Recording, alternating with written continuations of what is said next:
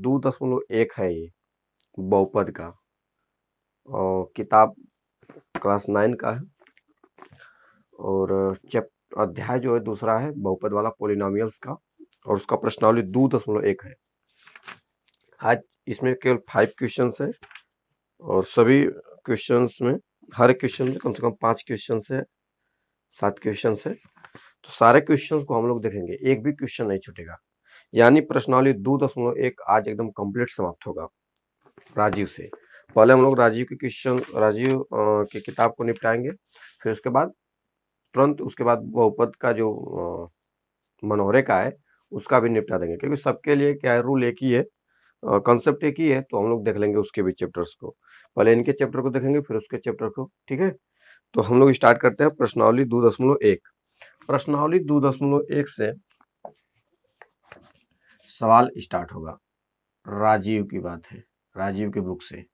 आप राजीव का बुक लेकर बैठिए ताकि आपको क्वेश्चंस आपके सामने हो और आपको समझ में आए। तो प्रश्नावली 2.1 में हम लोग देखेंगे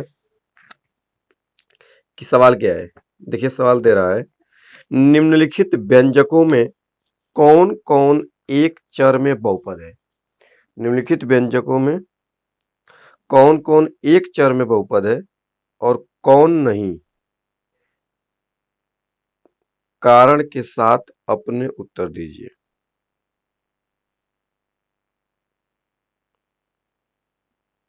एक चर में बहुपद का मतलब होता है केवल एक ही चर राशि के रूप में होना चाहिए और वह बहुपद होना चाहिए। तो बहुपद की क्राइटेरिया आपने समझा था कि 3 क्राइटेरिया होता है, कि बहुपद में जो चर राशि आ रहा है वह चर राशि का जो घातांक हो वह पूर्ण संख्या होना चाहिए। बहुपदों में पदों की संख्या सीमित होनी चाहिए, और पदों के गुणांक यानी किसी भी पद के अक्षर के गुणांक जो होंगे वास्तविक संख्या होनी चाहिए। ये 3 क्राइटेरिया था। अब हम लोग सवाल देखेंगे। पहला नंबर, पहला सवाल क्या है? पहला सवाल ये है,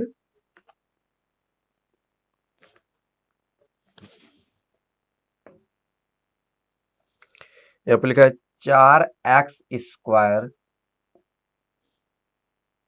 माइनस 3x प्लस 7।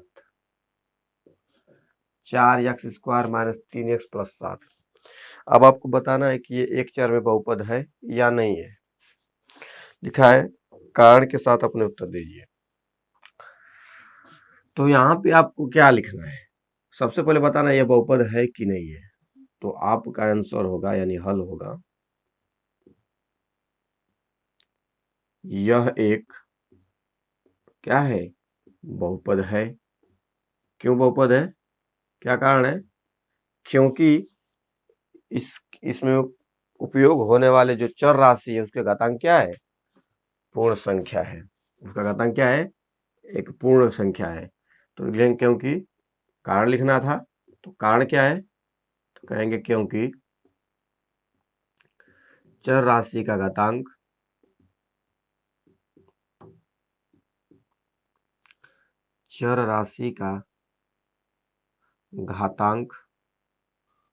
पूर्ण संख्या है। चर राशि का घातांक क्या है, पूर्ण संख्या है। तो ये रीजन है कि इसमें उपस्थित होने वाले जो अक्षर है उसका घात क्या है, एक चर राशि है।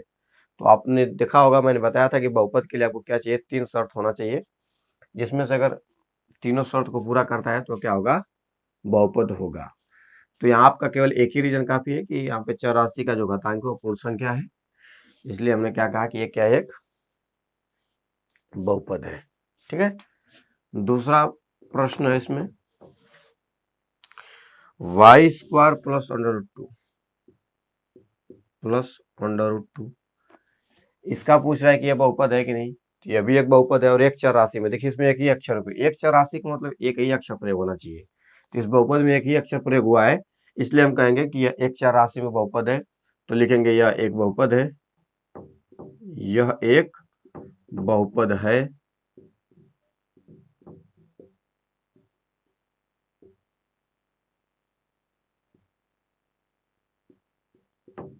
क्योंकि चर राशि का घातांक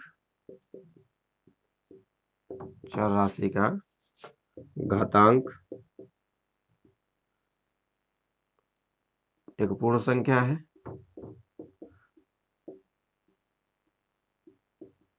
पूर्ण संख्या है। तो इस तरह से आप अपने आंसर को लिख सकते हो। तीसरा प्रश्न है 3t + t √ 2, 3 √ t + t √ 2 क्या एक बहुपद है? सबसे पहले देखिए इसमें कितने चर हैं, तो कहोगे एक ही चर है, टी के रूप में प्रयोग हुआ है। बट एक बात देखेंगे आप कि यहाँ पे टी का घात जो एक अंडर रूट में है, और आप जानते हैं कि अंडर रूट जो होता है वर्गमूल वाला, वह 1/2 घात होता है। और बताया गया है कि कोई भी बहुपद अगर है, अगर कोई भी व्यंजक बहुपद है तो उसके घात जो होंगे वो पूर्ण संख्या में होंगे, न कि दशमलव या भिन्न में। तो यह बहुपद नहीं है, यह एक बहुपद नहीं है,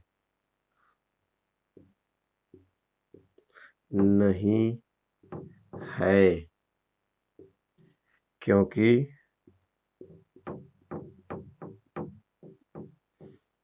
चर राशि का घातांक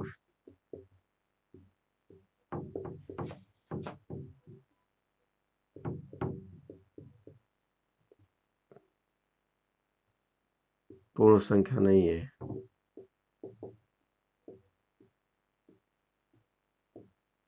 पूर्ण संख्या नहीं है, तो एक रीजन काफी है।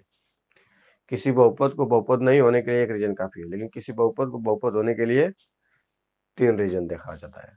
ठीक है, किसी बहुपद को, किसी भी व्यंजक को अगर बहुपद बताना है तो उसके 3 रीजन होते हैं। लेकिन कोई बहुपद अगर नहीं है तो उसके एक रीजन को भी अगर नहीं फॉलो कर रहा है तो वो बहुपद नहीं है। और बहुपद होने के लिए तीनों को फॉलो करना जरूरी है। अब बहुपद नहीं होने के लिए एक की भी कमी है तो भी वो बहुपद नहीं होगा। तो इस तरह से आप अपने आंसर दे सकते हो। चौथा क्वेश्चन है y + 2/y, y + 2/y, इसको देखेंगे हम लोग। आप लोग वीडियो को स्टॉप करके इसको नोट भी करते रहिएगा, ताकि आपके पास एक बेहतरीन ढंग से फेयर कॉपी हो, ताकि आपको दोबारा किसी से पूछने की जरूरत ना हो। ठीक है, वैसे भी ये वीडियो हमेशा के लिए रहेगा, आप जितना बार मन करे उतना बार देख सकते हैं, इसका कोई पैसा नहीं लगता है। y + 2/y क्वेश्चन है, y + 2/y। अब यहाँ पे ध्यान से देखिए, अगर आप इसको सही रूप से लिखें मानक रूप में, तो इसको ऊपर लेके जाएंगे, अक्षर को ऊपर लेके जाएंगे। आप घातांक में पढ़े हैं कि जब कोई भी घात ऊपर से नीचे या नीचे से ऊपर, यानी अंश से हर में या हर से अंश में जाता है तो उसके चिन्ह बदल जाते हैं। तो y पे कुछ नहीं तो एक घात माना जाता है, जब ऊपर जाएगा तो माइनस घात हो जाएगा। तो आप जैसे ही चर राशि पे माइनस घात हो गया, आप जानते हैं कि बहुपद के लिए चर राशियों का घातांक एक पूर्ण संख्या होना चाहिए। यहाँ पे माइनस में आ गया, पूर्णांक हो गया, तो कहेंगे उत्तर में क्या कहेंगे, हल में यह एक बहुपद नहीं है, यह एक बहुपद नहीं है, क्योंकि चर राशि का घातांक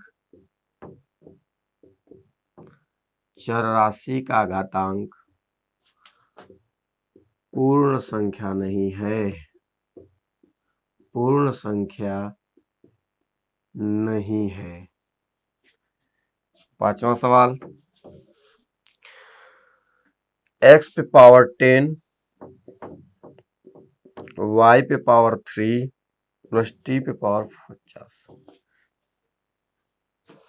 देखिए, एक चर में बहुपद पूछ रहा था, इसमें कितने चर राशियां हैं, 3 चर राशियां हैं, तो कहेंगे कि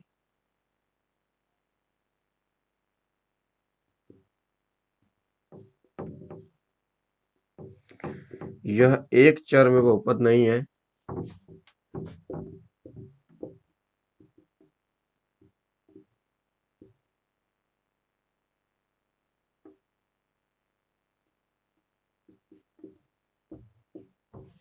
क्योंकि यहां कई चर राशियों का प्रयोग है।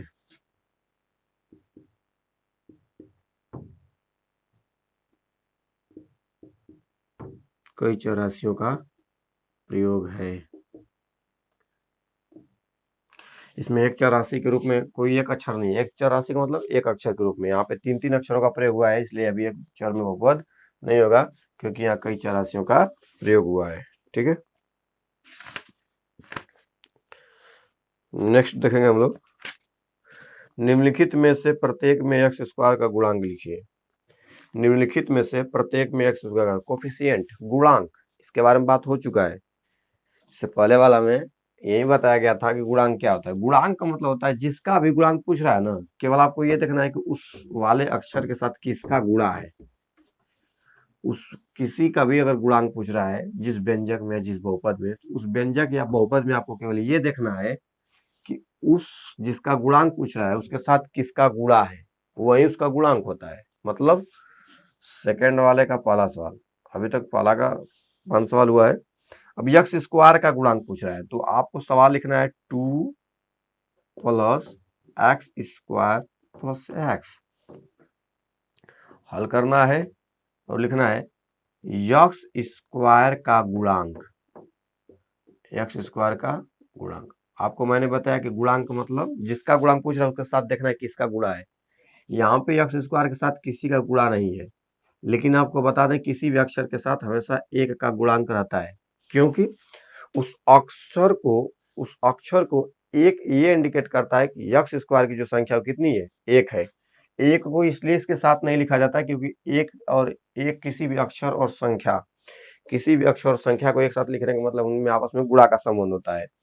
और एक एक्स स्क्वायर लिखने का मतलब है कि एक एक्स का मतलब ये होगा कि एक में एक्स का गुणा है, और एक में जब एक्स का गुणा होता है तो एक्स ही हो जाता है, क्योंकि एक का किसी भी संख्या में गुणा होगा तो उसके मान में कोई परिवर्तन नहीं। जैसे 5 एकम 5, वैसे एक्स एकम एक्स, तो एक एक्स या एक एक्स स्क्वायर नहीं लिखा जाता है, लेकिन माना जाता है कि हमेशा इसके साथ एक का गुणांक रहता है। तो आप एक्स स्क्वायर का गुणांक कुछ नहीं तो आप एक कह सकते हो, क्योंकि यहाँ पे एक लिखा जा सकता है। तो एक्स स्क्वायर का गुणांक आप क्या बताएंगे इस कंडीशन में, एक। याद रखना किसी भी अक्षर का अगर गुणांक पूछ रहा है और उसके साथ कोई गुणांक नहीं दिख रहा है तो सदैव एक होता है उसका गुणांक। ठीक है, तो यहाँ भी एक्स का गुणांक क्या हो गया, एक। अगर एक्स का भी पूछता तो क्या होता है, एक ही होता। अगला सवाल इसमें का दूसरा दूसरा ये है 2 minus x square plus x पर 3 घात। अब इसमें पूछ रहा है एक्स का गुणांक, तो हल करना है और लिखना है एक्स स्क्वायर का गुणांक। ऐसे तमाम क्वेश्चन हम लोगों ने किया था उदाहरण के रूप में, लेकिन हम लोग चैप्टर को कर रहे हैं तो चैप्टर का ही सवाल लेंगे। एक्स स्क्वायर का गुणांक, अब एक्स स्क्वायर का गुणांक यहाँ पे देखिए, यहाँ पे एक्स का गुणांक आपने एक लिखा था, लेकिन यहाँ पे एक्स स्क्वायर का गुणांक अगर ध्यान से देखेंगे तो आगे चिन्ह के साथ माइनस है। और एक्स स्क्वायर गुणांक मैंने कहा ना किसी अक्षर के साथ यदि किसी संख्या गुणा नहीं है तो सदैव एक माना जाता है। तो एक तो यहाँ होगा, बट आपको चिन्ह देखना है कि माइनस के साथ होगा प्लस का। यहाँ बताइए प्लस का एक में गुणा होगा तब ना प्लस एक्स स्क्वायर होगा, लेकिन यहाँ पे एक्स स्क्वायर में किसका गुणा होगा कि माइनस एक्स स्क्वायर, तो आप कहेंगे माइनस एक का। अगर एक्स स्क्वायर में माइनस एक का गुणा होगा तभी माइनस एक्स स्क्वायर हुआ होगा। देखिए यहाँ पे एक्स स्क्वायर है, इसके आगे कुछ नहीं तो एक मानोगे, तो माइनस एक में हुआ इसका गुणांक, क्योंकि माइनस एक का गुणा हुआ होगा तभी ये एक्स स्क्वायर माइनस में हुआ होगा। ठीक है, तो चिन्ह के साथ उठाना है, यहाँ इसके आगे प्लस के चिन्ह था तो प्लस के साथ, यहाँ माइनस लगा तो माइनस के साथ आपको ले लेना है। थर्ड क्वेश्चन, तीसरा वाला, पाई बटा 2 एक्स स्क्वायर प्लस एक्स। अब आपको हल करना है और कह रहा है एक्स स्क्वायर का गुणांक, तो आप कहेंगे एक्स स्क्वायर का गुणांक।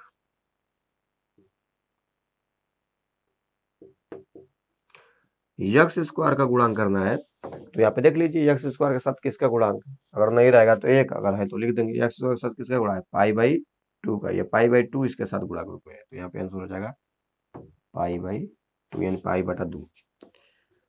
चौथा प्रश्न ये है, कर्णी में 2 बाहर एक्स है -1, कर्णी में 2x -1, इसका आंसर कैसे लिखेंगे, एक्स स्क्वायर का गुणांक चाहिए इसमें भी हमको, इसमें तो एक्स स्क्वायर है ये नहीं है। देखिए इसमें एक्स स्क्वायर था तो इसका एक, इसमें भी एक्स स्क्वायर था तो इसके साथ माइनस आगे था तो -1, इसमें भी एक्स स्क्वायर था लेकिन इसमें तो एक्स स्क्वायर है ये नहीं है। तो यक्स स्क्वायर जब नहीं है तो जिसमें कुछ भी ना हो तो कुछ नाम कुछ मतलब क्या होता है, कुछ नहीं है तो जीरो, कुछ नहीं का मतलब क्या होता है जीरो। तो यक्स स्क्वायर अगर इसमें नहीं है तो उसका गुणांक क्या माना जाएगा, जीरो। क्यों, कैसे, देखिए अगर इसमें हम एक्स स्क्वायर जोड़ दें कोई दिक्कत नहीं है, एक्स जोड़ सकते हैं, लेकिन क्या जोड़ सकते हैं, जीरो जोड़ सकते हैं। तो अगर मैं जीरो एक्स स्क्वायर इसमें जोड़ दूं तो जीरो एक्स स्क्वायर मतलब क्या है, जीरो का एक्स स्क्वायर में गुणा होगा तो जीरो ही हो जाएगा। आप किसी संख्या में आप जीरो जोड़ सकते हो, तो मैं इसमें जीरो जोड़ सकता हूं, तो ये जीरो एक्स स्क्वायर का मतलब जीरो ही है। अब एक्स स्क्वायर का गुणांक देख लीजिए, इस हिसाब से क्या होगा, जीरो ही होगा। तो इसलिए जिस अक्षर का गुणांक पूछा है यदि वो अक्षर नहीं है तो उसका गुणांक सदैव क्या लिया जाएगा, जीरो लिया जाएगा। ठीक है, उसका गुणांक सदैव जीरो लिया जाता है, क्योंकि इसमें एक्स स्क्वायर नहीं है तो एक्स का गुणांक जीरो माना जाएगा, क्योंकि जीरो माने कुछ नहीं। अब आएंगे हम लोग तीसरा सवाल पे।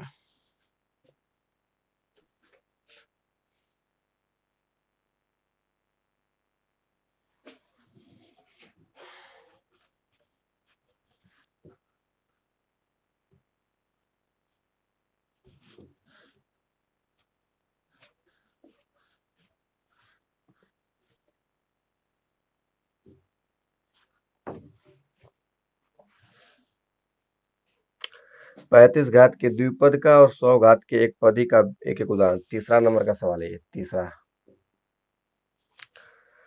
35 घात के द्विपद का, द्विपद का मतलब दो पदों वाला, 35 घात के दो पदों वाला का। और 35 घात के दो पदों वाला अगर लिखना है तो कुछ करो मत, आराम से अपना कुछ भी लिखो, लेकिन 35 घात दिखना चाहिए। तो एक्स पे पावर 35 प्लस 5 7 जो भी है, एक्स पे पावर 35 प्लस 5 प्लस 7। केवल इस पद का अधिकतम घात कितना रहना चाहिए था, 35। आप इसमें कुछ भी जोड़ दो, दो पद होना चाहिए बस। तो एक एक उदाहरण लिखने का है, तो एक उदाहरण ये हो गया, तथा दूसरा उदाहरण लिख लो, 100 घात के एक पद ही कर, 100 घात करना है तो एक्स में 100 घात कर दो, एक पद हो गया ना।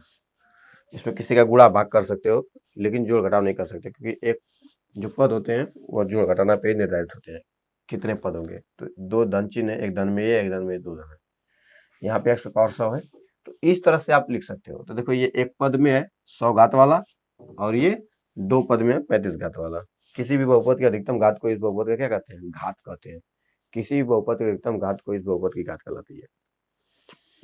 निम्नलिखित बहुपदों में से प्रत्येक बहुपद की घात लिखिए। बहुपद की घात सबसे इजी, यही तो सबसे इजी है।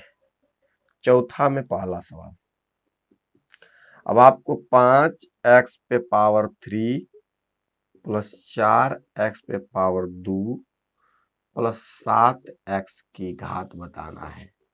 मैंने कहा ना कि घात का मतलब क्या होता है, किसी भी बहुपद की अधिकतम घात को ही उस बहुपद की घात कहते हैं। बताओ इसमें अधिकतम घात कितना दिख रहा है, इसमें उपयोग होने वाली चर राशि की अधिकतम घात को बता दीजिए। 3 घात 2 घात 1 घात है अक्षर पे, सबसे ज्यादा घात कितना है 3, तो यही आंसर हो गया। इस बहुपद की घात क्या हो गया 3। तो केवल आपको देखना है कि इस अक्षरिया में सबसे ज्यादा घात कोने पे है, सबसे ज्यादा घात जो होने पे होगा वो उसका आंसर हो जाएगा। ठीक है, सेकंड वाला देखिए, 4 माइनस वाई स्क्वायर की घात। भैया इसकी घात हमको बताइए, इसकी घात लिखना है। तो देख लीजिए इसमें चर के रूप में एक ही अक्षर है, इसका अधिकतम घात 2 है। अक्षर का केवल घात देखना है। तीसरा 5t माइनस √7 की घात। इसमें चर राशि के रूप में टी का प्रयोग हुआ है, टी पे तो कोई घात दिख नहीं रहा है। तो मैंने बताया था कि कोई भी अक्षर कोई भी संख्या अपने आप में कितना घात होती है, एक घात। तो इस बहुपद की भी तो अक्षर पर अधिकतम एक ही घात है, तो इसका भी एक घात कितना हो जाएगा, एक ही हो जाएगा। चौथा प्रश्न इसी में का, 3 की घात, 3 की घात बताना है। अब यहाँ पे देखिए 3 में कोई चर राशि है या नहीं है। मैंने कहा किसी भी बहुपद की अधिकतम घात, और मतलब चर राशि का अधिकतम, चर राशि घात देखना होता है। घात का मतलब होता है कि अक्षर पे, तो इसमें तो अक्षर है ही नहीं।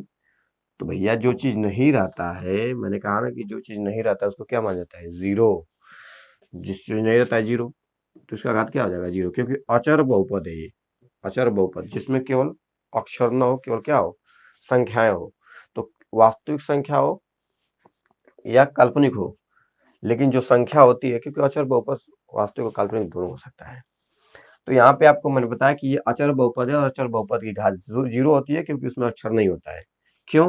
क्योंकि आप बताइए 3 में किसका मल्टीप्लाई कर सकते हो, तो किसी भी संसार के क्वेश्चंस में जैसे किसी में जीरो जोड़ सकते हो, उसे किसी में एक गुणा कर सकते हैं, किसी भी संख्या में का गुणा करेंगे मान पे कोई फर्क नहीं होगा। तो आप बताइए कि 3 गुणे 1 लिख सकते हैं कि नहीं? बिल्कुल। अब आप कहेंगे कि 3 गुणे 1 के जगह पे आप जानते हैं कि किसी भी संख्या पावर 0 लगाया जा सकता है 1 की जगह पे। किसी भी संख्या पावर 0 लगाने से उसका मान क्या होता है? 1। तो यक्स पे पावर अगर 0 लगा दें उसका मान 1 होगा। तो आप इस चीज को इस तरह समझ सकते हैं, ये 3x स्क्वायर x पे 0 घात है। अब बताओ इसमें घात कितनी दिख रही है? 0 घात दिख रही है कि नहीं? इसमें चर राशि का घात कितना दिख रहा है? 0। इसलिए कहा जाता है कि अचर बहुपद की अधिकतम घात कितनी होती है? 0 होती है, और उसकी वो भी घात कहलाती है। 3 की घात क्या हो जाएगा? 0 हो जाएगा। इस प्रकार आपने तीसरा चौथा को भी निपटा दिया। अब हम लोग देखेंगे लास्ट, इस चैप्टर का लास्ट सवाल। इस चैप्टर का लास्ट सवाल हम देखेंगे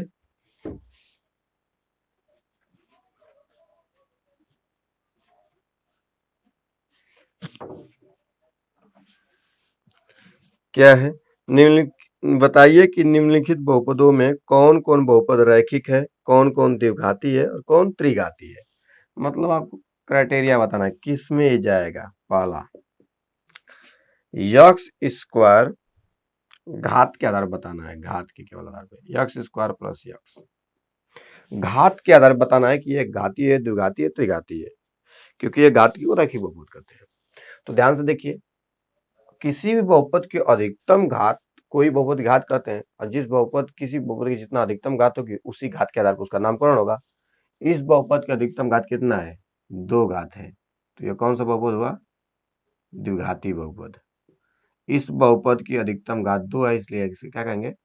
द्विघाती, द्विघाती बहुपद, बहुपद कह देंगे। अगला देखेंगे, अगला दिया है x माइनस एक्स पे 3 घात, x माइनस एक्स पे 3 घात। दूसरा सवाल है x माइनस एक्स पर 3 घात, अधिकतम कितना घात इसमें है? 3 घात, तो कौन सा बहुपद? त्रिघाती बहुपद। केवल अक्षर पे घात देख रहे हैं, त्रिघातीय बहुपद। तीसरा, y plus y square plus 4, इसका अधिकतम घात कितना दिख रहा है? आप कहेंगे 2, तो कौन सा बहुपद होगा? द्विघाती बहुपद, द्विघाती बहुपद। चौथा सवाल, 1 प्लस यक्स, 1 प्लस यक्स। अब आप बताइए यहाँ पे इसमें जो चर राशि के रूप में यक्स यूज हुआ है, इसमें अधिकतम घात कितना है? एक घात वाले बहुपद के घाती बहुपद न कह करके रैखिक बहुपद कहा जाता है। जिस बहुपद की अधिकतम घात 1 हो उसे रैखिक बहुपद कहा जाता है। नेक्स्ट, 3t, 3t, इस बहुपद में प्रयोग होने वाली अक्षर t है, इसका अधिकतम घात कितना है? 1 है, इसलिए अभी कौन सा बहुपद? रैखिक बहुपद। नेक्स्ट देखेंगे छठवां, अब यहाँ पे आर स्क्वायर, आर स्क्वायर, बताओ इस बहुपद की अधिकतम घात कितना अक्षर पे? 2 घात, इसलिए कौन सा बहुपद है? होगा द्विघाती बहुपद। तो द्विघाती बहुपद इसको कहेंगे हम लोग, ठीक है, द्विघाती बहुपद। नेक्स्ट देखेंगे सातवां, केवल आपको अक्षर पे घात देखना है, अधिकतम जितना घात होगा वो बहुपद उतना होगा। 7x पे 3 घात, अब यहाँ पे दिया है, कौन सा बहुपद होगा? त्रिघाती बहुपद, त्रिघाती बहुपद, ठीक है। इसका बहुपद कितना होगा? त्रिघाती बहुपद। तो 7वां सवाल है 7x पे 3 घात, क्योंकि अक्षर पे कितना अधिकतम घात है? 3 घात, तो ये कौन सा बहुपद होगा? त्रिघाती बहुपद। तो इस प्रकार आप देख लीजिए कि इतना इजी होता है। देखिए कितना मिनट में, 15 मिनट में हम लोगों ने इस चैप्टर को निपटा दिया। तो इस तरह से आप हर चैप्टर को निपटाएंगे। अगर आपको पीछे जानकारी रहती है तो बड़ी आसानी तरीके से इसको लगा सकते हो। तो ये रहा आपका कंप्लीट आंसर। तो आप घात के आधार पर इस तरह से लिख सकते हो कोई बहुपद कौन सा घात वाला होगा। आज के लिए इतना ही। क्योंकि धीरे-धीरे हमको पढ़ना है। धीरे-धीरे पढ़ना है, जैसे-जैसे हम लोग समझ में आने लगेगा, तो हम लोग लॉन्ग वीडियोज़ पढ़ने लगे, 2-2 चैप्टर को निपटाएँगे, ठीक है? तो आज के लिए एक यही चैप्टर काफ़ी है। तब तक नेक्स्ट वीडियो में हम लोग फिर लेकर आएँगे अगला चैप्टर 2.2 का। छोटा रहेगा तो उसमें 2.3 भी पढ़ लेंगे। चलिए तब हम लोग क्लास को समाप्त करते हैं। जय हिंद, धन्यवाद।